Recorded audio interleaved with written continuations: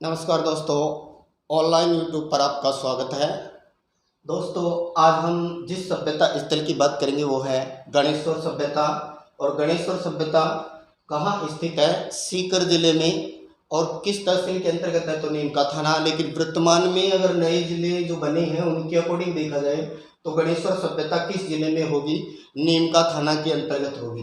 दोस्तों, जो वर्तमान जो सीकर जिला है, इस सीकर जिले में एक गांव है और उस गांव का नाम है खंडेला। और ये जो खंडेला गांव है, इसकी जो पहाड़ियां हैं, इसलिए इसको यहाँ नाम दिया है खंडेला की पहाड़ियां। ये जो खंडेला की पहाड़ियां हैं, यहाँ से एक नदी का उद्गम होता है। इसी नदी को कहा जाता है कांतली नदी, या इसी को दूसरा नाम दिया जाता है कांतली नदी। और ये जो नदी है लगभग 100 किलोमीटर के करीब बहती हुई झुंझुनू जिले को दो बराबर भागों में डिवाइड करती हुई झुंझुनू को दो बराबर भागों में डिवाइड करती हुई चूरू जिले की सीमा पर जाकर के ये नदी समाप्त हो जाती है। और ये कहाँ से निकलती है? खंडेला गांव से, जो लुगड़े के गोटे के लिए जाना जाता है। जैसे लप्पा लप्पी किरण बागरी क्या है, तो ये गोटे के प्रकार है। और गोटे के लिए कौन सी जगह प्रसिद्ध है? सीकर जिले का खंडेला गांव है, ये गोटे के लिए जाना जाता है। तो दोस्तों, ये जो गणेश्वर सभ्यता है वो इसी नदी के किनारे मिली है। बात करें गणेश्वर सभ्यता का खोजकर्ता, तो इस सभ्यता की अगर खोजकर्ता की बात की जाए तो गणेश्वर सभ्यता का खोजकर्ता माना जाता है R.C. अग्रवाल। R.C. अग्रवाल। और इसकी खोज के लिए हम सन लेंगे 1972। R.C. अग्रवाल यानी रतन चंद्र अग्रवाल ने 1972 में कांतली नदी के किनारे इस गणेश्वर सभ्यता की खोज की। फिर बात आती है उत्खनन कार्य 1977-78 में दो व्यक्ति R.C. अग्रवाल व विजय कुमार के नेतृत्व में इस सभ्यता का उत्खनन कार्य किया गया, अर्थात यहाँ खुदाई का कार्य किया गया। तो दोस्तों, उत्खनन कार्य 77-78 है और इसकी खोज की बात करें तो ये 1972 है। खोजकर्ता R.C. अग्रवाल को माना गया है, जबकि उत्खननकर्ता में R.C. अग्रवाल व विजय कुमार दोनों को शामिल किया जाता है। इस सभ्यता के अंतर्गत क्या मिला है दोस्तों? तो याद रखिएगा, ये जो सभ्यता है, इस सभ्यता के लोग अपना जो घर बनाते थे, इस सभ्यता के लोग अपने घरों का निर्माण है वो किससे किए हैं? तो याद रखिएगा, पत्थरों से इन लोगों ने अपने घरों का निर्माण किया है। दोस्तों, याद रखिए, कालीबंगा के निवासियों ने अपने घरों का निर्माण है वो कच्ची ईंटों से किया था, इसलिए इसको दीनहीन बस्ती, गरीब नगरी, गरीब सभ्यता, गरीब राजधानी के तौर पर जाना गया। जबकि बात करें हम लोग आहड़ की, तो आहड़ में सूर्य की धूप में सुखाई गई ईंटों का प्रयोग भी किया गया था, साथ में पत्थर का प्रयोग भी किया गया था। लेकिन याद रखिए, गणेश्वर सभ्यता ऐसी सभ्यता है जिसमें घर है वो पत्थरों से निर्मित है। याद रखिए दोस्तों, गणेश्वर ही वो सभ्यता है जिसमें सबसे पहले पत्थर से निर्मित बांध का साक्ष्य मिला है। पत्थरों से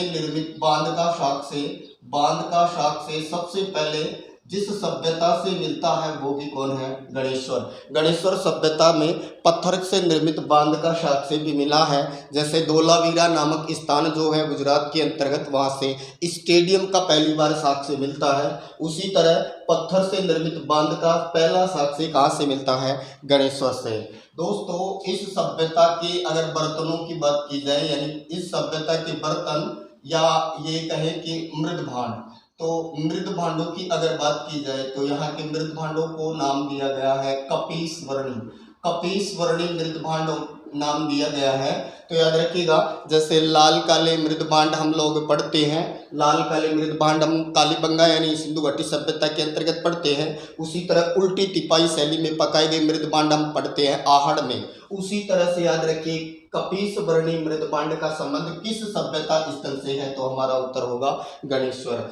इस सभ्यता से जो तांबा मिला है, ये तांबा 99% शुद्ध है। इससे ये पता लगता है कि शायद इस सभ्यता के निवासियों को अन्य मिलावट का ज्ञान नहीं था। यहाँ का तांबा 99% शुद्ध है और ये माना जाता है ये प्राचीन है। इसीलिए इस सभ्यता को ताम्रयुगीन सभ्यताओं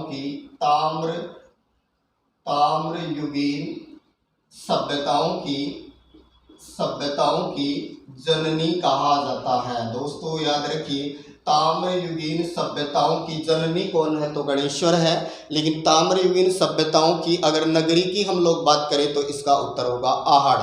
आहड़ को ताम्रयुगीन सभ्यताओं की नगरी कहा है, जबकि गणेश्वर को ताम्रयुगीन सभ्यताओं की जननी कहा जाता है। फिर बात करें दोस्तों, यहाँ के उत्खनन से मछली पकड़ने का कांटा मिला है।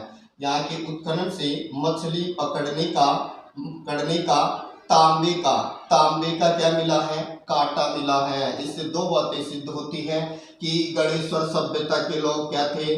मांसाहारी थे, अर्थात ये मांस का भी भोजन, ये कहे कि मांस का भी यूज किया करते थे, तो मांसाहारी भी थे। और दूसरी बात पता चलती है कि कांतली नदी उस समय कैसी थी? नित्यवाही थी। तो कांतली नदी नित्यवाही थी, ये लोग मांसाहारी थे। ये बात जो है हमें यहाँ की मछली पकड़ने वाले कांटे से मिलती है। इसके अलावा याद रखिए दोस्तों, यहाँ से दोहरी पेचदार पिने मिली है। दोहरी पेचदार पिने मिली है यहाँ से। और ये दोहरी जो पेचदार जो पिने हैं, ये दोहरी पेचदार जो पिने हैं, ये हमें मध्य एशिया से भी मिलती हैं। और मध्य एशिया से भी ऐसा ही प्रमाण मिलता है। दोहरी पेचदार क्या मिली है? यहाँ से पिने मिली हैं। कौन सी सभ्यता से? तो याद रखिएगा दोस्तों, गणेश्वर सभ्यता से। इस सभ्यता के अंतर्गत है मछली पकड़ने का कांटा मिलना, शुद्ध तांबा मिलना, तथा इस सभ्यता को एक और नाम दिया जाता है, इसे पुरातत्व का पुष्कर कहा जाता है। याद रखिए दोस्तों, पुरातत्व का पुष्कर किस सभ्यता को कहा जाता है? तो इसका उत्तर होगा गणेश्वर सभ्यता। गणेश्वर सभ्यता के लोग अन्य सिंधु घाटी, अन्य जो सभ्यताएं थी, इन अन्य सभ्यताओं को इसी सभ्यता के लोग तांबे का क्या किया करते थे? निर्यात किया करते थे। अर्थात तांबे का निर्यात किस सभ्यता के लोग करते थे? गणेश्वर सभ्यता के लोग ही करते थे। दोस्तों जो कार्बन 14 है, इस कार्बन 14 के आधार पर अगर इस सभ्यता की कालक्रम की अगर बात की जाती है तो इस सभ्यता का समय 2800 ईसा पूर्व के आसपास का माना जाता है। तो दोस्तों कार्बन 14 के आधार पर इस सभ्यता का जो समय है ये क्या माना गया है? तो ये है 2800 ईसा पूर्व के आसपास। एक बार दोबारा से रिपीट देखिए दोस्तों, गणेश्वर सभ्यता की हम लोग बात कर रहे हैं जो नीमका थाना के अंतर्गत है। अन्य सभ्यताओं को तांबा निर्यात करने के कारण इसे पुरातत्व का पुष्कर कहा। यहाँ का तांबा सबसे प्राचीन है, इसलिए ताम्रयुगीन सभ्यताओं की ये जननी है। जबकि आहड़ को ताम्रयुगीन सभ्यताओं की नगरी के नाम से जाना जाता है। यहाँ के लोगों के घर हैं, उन घरों की अगर बात की जाए तो ये पत्थरों से घरों का निर्माण किया करते थे। यहाँ से पत्थर से निर्मित बांध का साक्ष्य मिला है। मछली पकड़ने का यहाँ से कांटा मिला है। से पता लगता है कि कांतली नदी पहले नित्यवाही थी और ये लोग मांसाहारी थे। इसके अलावा ये कहें कि यहाँ से दोहरी पेचदार पिने मिली हैं, ये मध्य एशिया से भी मिलती हैं।